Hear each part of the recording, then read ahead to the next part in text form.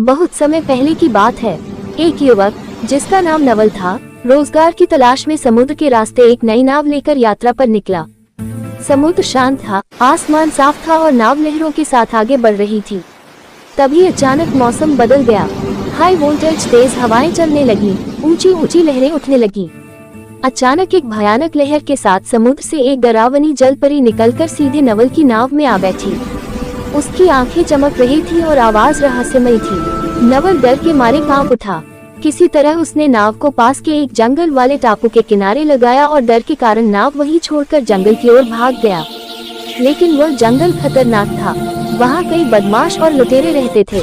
जैसे ही उन्होंने नवल को देखा, वे उसका पीछा करने लगे। जान बचाने के लिए नवल भागता हुआ एक ऊंचे पेड़ पर चढ़ गया। तभी उसे नीचे वही जलपरी दिखाई दी।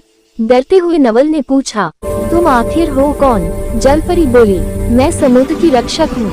अगर तुम मुझे वापस जल में छोड़ दोगे तो मैं तुम्हें एक जादुई अंगूठी दूंगी। इस अंगूठी से तुम जहाँ चाहो पल भर में पहुँच सकोगे।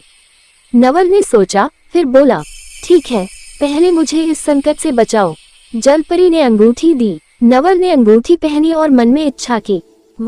पल भर में वह बदमाशों के सामने आ गया, लेकिन अब उसके भीतर डर नहीं, हिम्मत और शक्ति थी। जादुई अंगूठी की मदद से उसने सारे बदमाशों को हरा दिया। जंगल बदमाशों से मुक्त हो गया।